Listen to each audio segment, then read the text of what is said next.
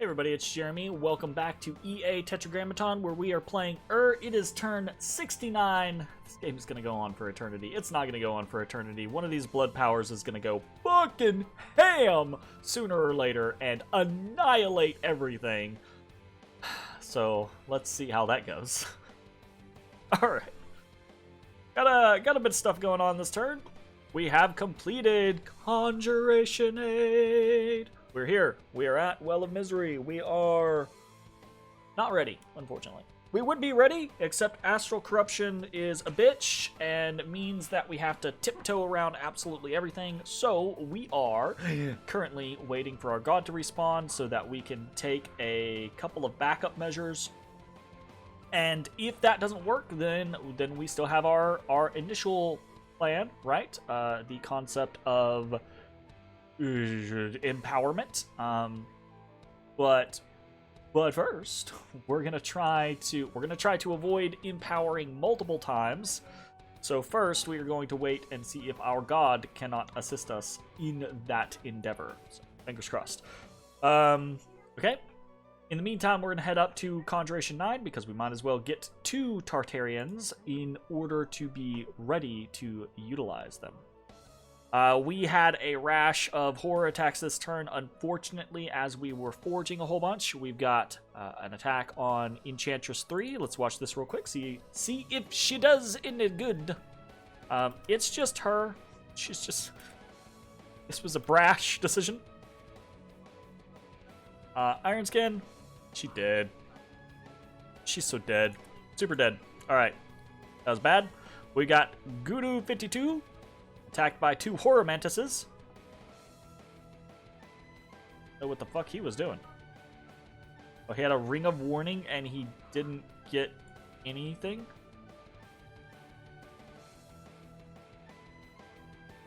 Oh, he was making boots, wasn't he? Yep. He was making boots and he got no people to join him. Unfortunate. He's trying though, man. If he had people, he would totally have survived this. Or if he had, like, gems for an earth elemental. Man, this is absolutely my bad. My bad, Gudu 52. My bad. Alright, and then we had Hollow the Mound Fiend.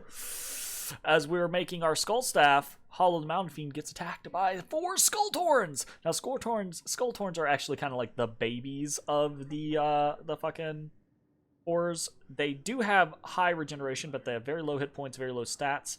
They have a soul-rending claw, which will horror mark you.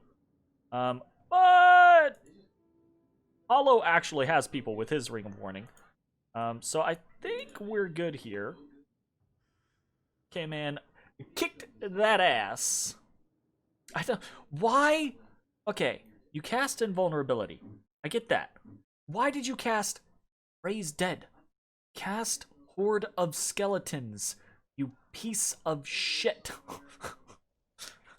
Regardless, we were successful in surviving the attack on Hollow the Mound Fiend. Very good. NC4 has claimed the Throne of Destiny. For us, fantastic. We did a Harspex, didn't find anything. We did a Gnome Lore, didn't find anything. Gudu 55, in doing the Gnome Lore, has been attacked by a Goretide Horror. Watch that. Goretides are pretty scary, though, so unlikely. Very high hit points, 50% regeneration, bunch of resistances, Fear 15, Ethereal, Plague Carrier, Slimer. Slimer. You get slimed if you hit it. Slime units are slowed with reduction in attack and defense skill. Yeah. Goretides are scary.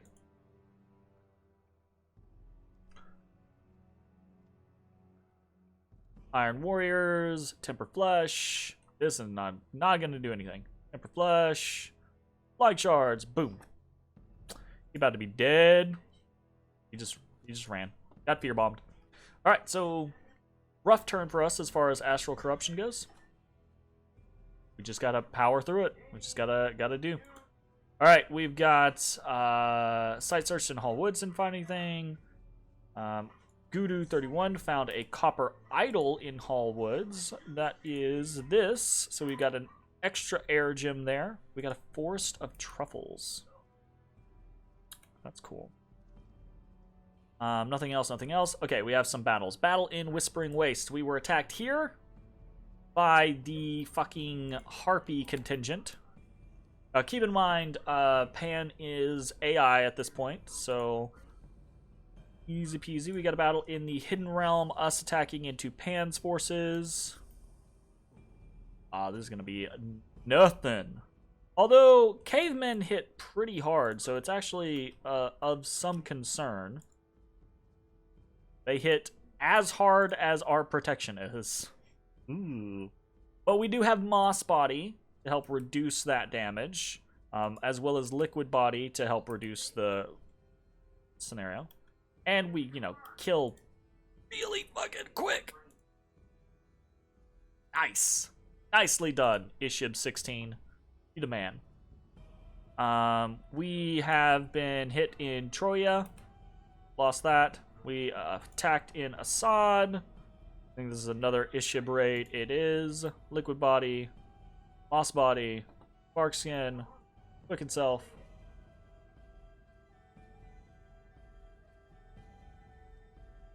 And Moss Body is really good. I'm actually really starting to like the Earth, or not Earth, the Water Nature cross paths. Just because of, like, the combination of Liquid Body, Moss Body is really nice.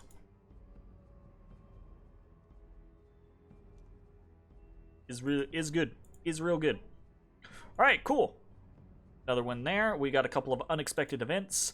War has broke out among the Lords of the Land in Sinkhole Swamp. We got a large part of the population fleeing, some unrest, lost population, people left. And then in they migrated to so that's cool. And then we get minus 50% tax from fuck me. And minus 5 province income, fuck me. Oifa doifa. That's annoying. Alright. The construction of the walled city in Titan's Breath is finally completed. Fantastic. And we are still under siege in Perenna, and we have a new famous hero. That was Ishib11, gained tough skin. So Ishib11 now has 24 base protection, which is pretty dope. That's pretty nice. Happy about that. Alright, what are we doing this turn? This is mostly a continuation of our plan to conquer as much of Pangea. Now that Pan is AI, we need to move on Pan before Hinam and Mictlan can take things. Actually, we've already been in conversations with Hinam. We're gonna try to hash out a border to avoid bumps and things like that. I've told them this turn that I'm hitting 55 and 122 and that they can take 144. So that they have the Tirnanog cap circle. I think the debate is going to come down to what happens to the Kailasan lands, but I'm okay with not having Kailasa. I would like Kailasa, right? But I'm okay with not having Kailasa as long as I get like Silverfangs. I think that's going to be the bargaining tool. Is one of us, right, gets Kailasa, the other gets the throne. Okay. So I think that is a fair compromise, and then we'll hash out some actual borders. That leaves me to hopefully devour the majority of the Pan Heartland, but we got to get there before Mictlan does, right? So Pan's actually 4 away from no, it's only 3. I'm dumb. So we gotta get over here before Mictlan does. I think Mictlan is actually here. Let's change. I was pinging White Forest, but let's actually ping a different location. Fucking Hall of Oracles is fun as shit to use. So let's ping Range of Shadow so we can see if there is anything moving this route. So we're attacking into 122, attacking into 155 with our thugs. We're spreading out all of our scouts. Time for them to go do shit. We are consolidating in Titan's Breath with some military, small amount of military. There's not going to be a whole lot going on here. We're trying to get up to basically 100-ish units or so, which I think we're actually pretty close to. I think next turn the plan is to start marching on Belagor. Now that Titan's Breath Peak is actually relatively defended because of the fortification, the walled city here, I feel better about leaving it for now. So we're probably going to march on Belagor next turn. See how that goes. We are not marching on Perenna yet. My assumption is the AI tends to be very...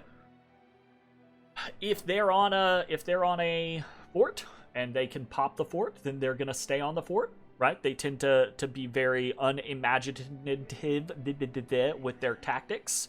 So we can kind of trust that they will stay here rather than raid the shit out of us. Watch them immediately raid the shit out of us next turn. So this walled city still has at least 2 more turns before it can be popped. So we're just consolidating military here in and in like 2 turns we'll attack into Perenna, probably bring in these forces or something like that, and then we might march that up to Monarch Woods, or we might, depending on what's happening with Fomoria, we might march on Fomoria from there. So we'll see. I think Fomoria's days are numbered, but again, Mictblend sent forces against Fomoria previously and was rebuffed. I do not know if they are going to be rebuffed again. We will have to see.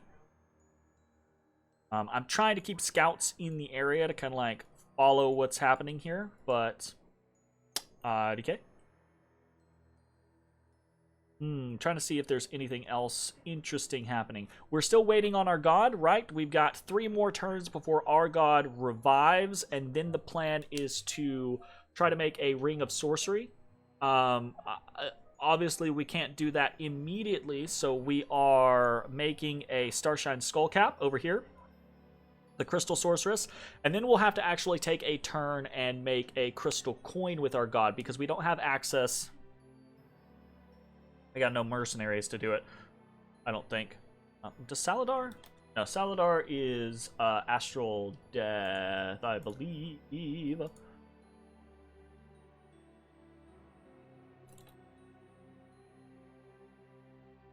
Tom 5 Inspector. What is he called? The Whispering Legion. Works. Whispering Legion. Yeah, he's a spectral mage. Technically, he can come as astral, but we're not gonna go that route. So what we'll probably have to do is when our god spawns, we'll take a turn with our god to forge a crystal coin, and then we will have the crystal coin and the Starshine Skullcap, which should take our god from, I believe our god is Astral 4, so that'll take our god up to Astral 6, and then be able to forge a Ring of Sorcery. The Ring of Sorcery with the Skull Staff will allow one of our Mound Fiends to create a Lich. That Lich we can turn around and empower. The Lich will be Death 4. We can turn around and empower the Lich. Well, I guess we don't have to empower the Lich, but we can turn around and with the Lich and the Ring of Sorcery and the Skull Staff, they will be Death 6. They can cast Well of Misery. Then with an empowerment or with taking another turn to make a Skull Cap, they'll be 7, and then they can do tarts every single turn. So this is a long-term plan. It would mean we'd have to wait until turn 72 to get our god back.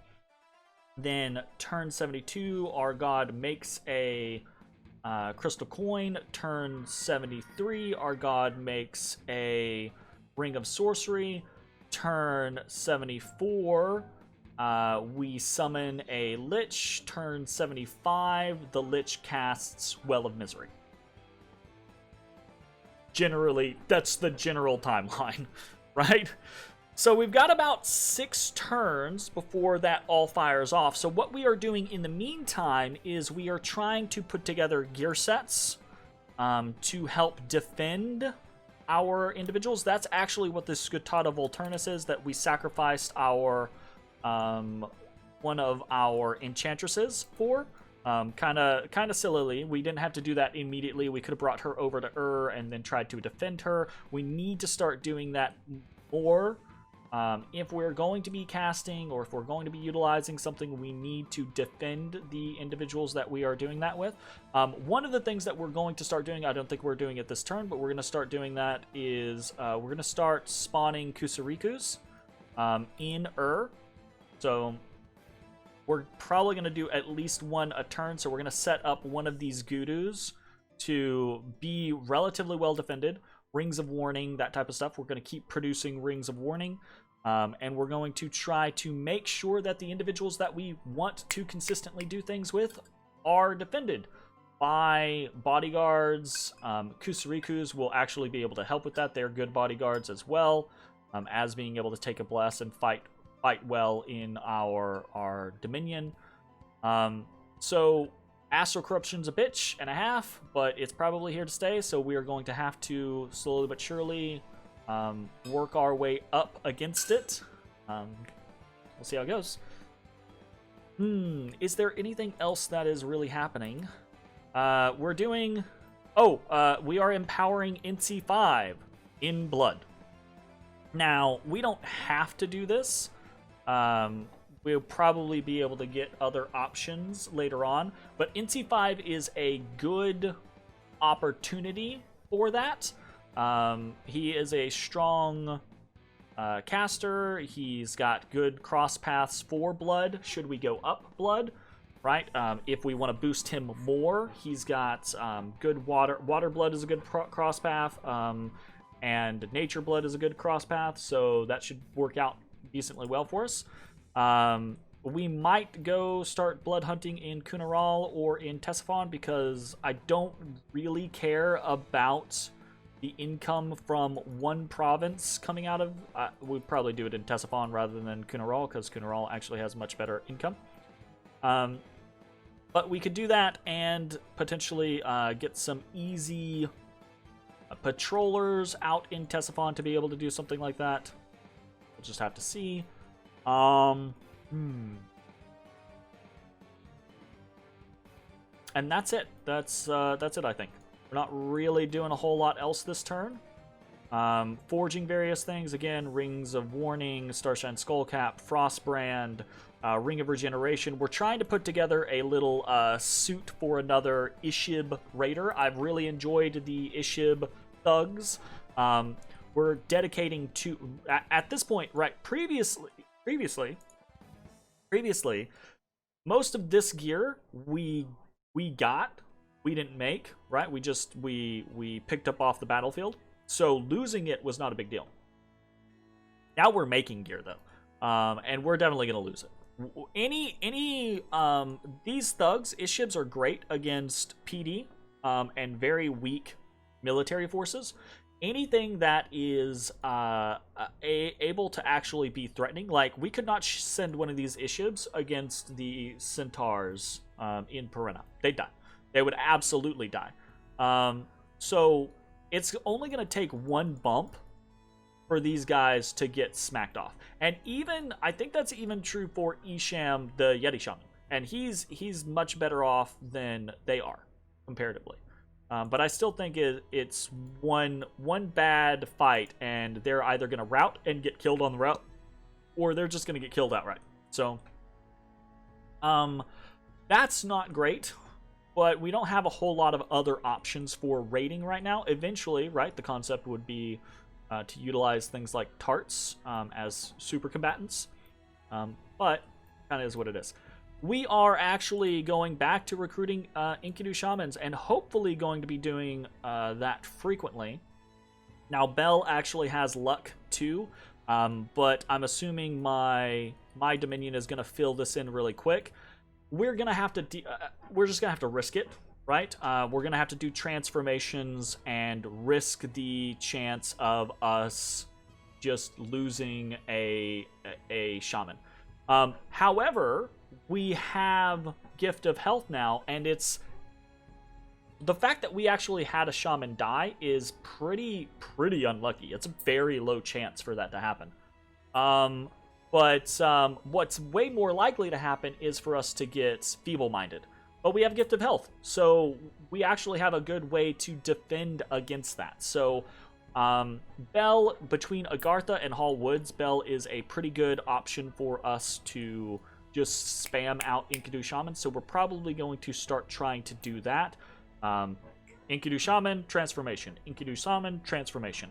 Once we get this going, as long as we maintain it, what we'll do is we'll get an Enkidu Shaman. Next turn, transformation. Get an Enkidu Shaman. Next turn, transformation. Rinse, repeat, rinse, repeat, rinse, repeat.